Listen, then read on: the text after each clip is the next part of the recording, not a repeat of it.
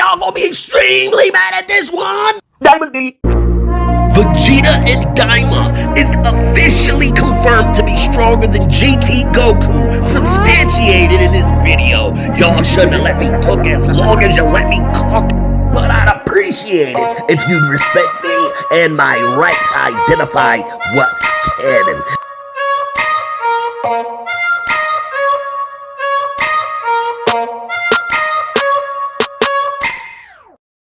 Daima Vegeta is stronger than GT Goku!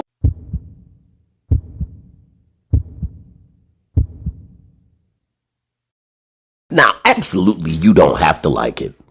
Sorry, not sorry. And you will feel absolutely clapped up by the end of this video if you are a Super Saiyan 4 is better than everything else fan. I'm sorry. And if you've been hating on Dragon Ball Daima, hey, I didn't think Dragon Ball Daima would be as good as what it is. I'm still not a Diddy hopper for it, but I will tell you the truth no matter what. So let's do that.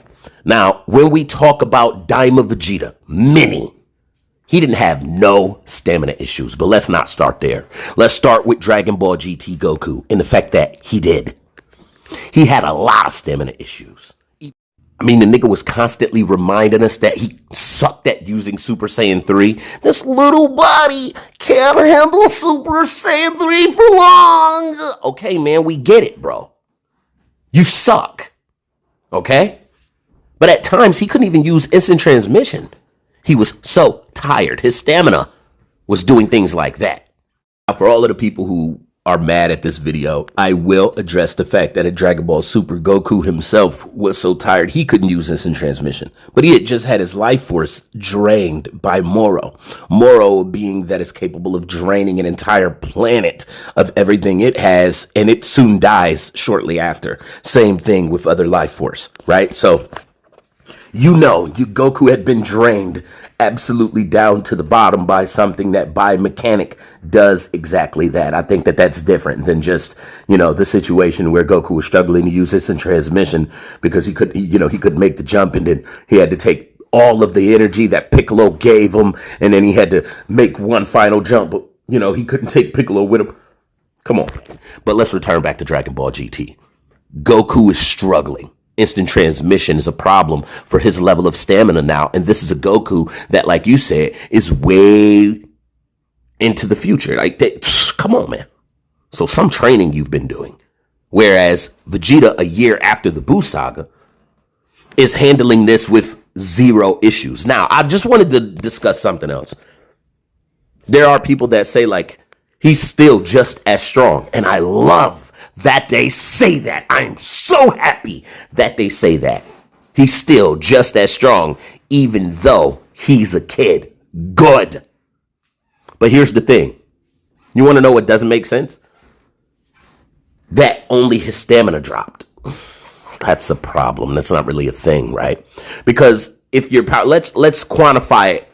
In theory, let's say somebody had a power level of 100 billion. Look, I made a Dragon Ball MMO with literally everything in it. So I love this math and formula and stuff, but I don't want to nerd out too bad on y'all. Let's say somebody had a power level of 100 billion, but had a stamina value of 2,000. All right.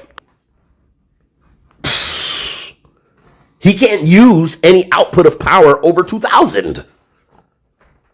Remember, stamina isn't just the timer on how long you can fight. I mean, it ends up being that as a result. But there are still other elements of it. And even if you use an attack, it tires you out unless you have infinite stamina. So any, use of the androids to try and figure this out would be misleading, right? Because they can still lose stamina from getting their ass whooped. But here we go, though. If you don't have the stamina to use that level of attack, then you ain't gonna use it. You cannot use it.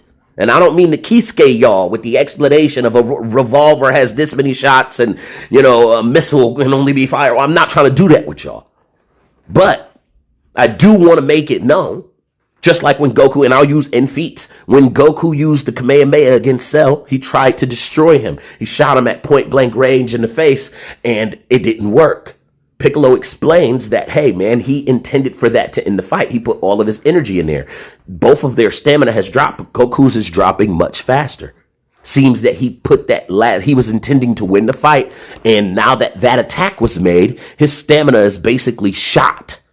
So an attack using it as strong as you possibly can. You know, and Goku at this point wasn't at the level where like Tournament of Power Vegeta was, where he could Final Flash and still get up and exceed that level of power. And he ain't have it like that. So stamina itself will be affected by the level of power that you use. If your stamina is affected already and you have such less stamina, then you can't use that level of power. So GT Goku at no point was ever using a level of power that was really considerable. Yet Dragon Ball Daima, and this is why I also love this, there aren't two versions of Super Saiyan 4 Goku in Daima. It's just adult version. And we already have the math from Daima showing us that Super Saiyan 4 Goku Mini was weaker than base form Vegeta when he got back up, with the damage of being at the bottom where he couldn't even fight before. So the absolute bottom of the barrel base is stronger than Super Saiyan 4 as a mini. Now explain to me how Super Saiyan 3 as a mini is stronger than Buu Saga Goku adult as Super Saiyan 3 a year after. Explain how he is stronger, how he has better performance than GT Goku. Yeah, the cannon of Vegeta is unstoppable. He's unstoppable. I thought Daima was going to show him really struggling because of the way the Kid Buu arc ended with Goku just having that massive lead. But it's already showing that. Whoa. And this kind of makes me feel like, man, and Whis told Vegeta that you need to relax. You still nerfing yourself. This is happening in a canonically nerfed Vegeta who's working too hard, where Whis is telling him, like, your growth will be way better if you give your body time to rest. And it's crazy because in my MMO, I actually have this mechanic in cycling where it's like you do one form of training, you self-training with the hands until that gets resilient. You start getting less gains from that.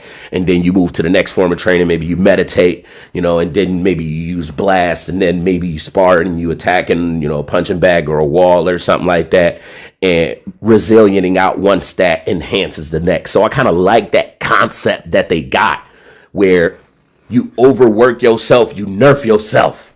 And it's not just cycling, but relax your body, like Goku told Gohan, like, man, in this life, man, the body need to recuperate. It might even be more important than the training.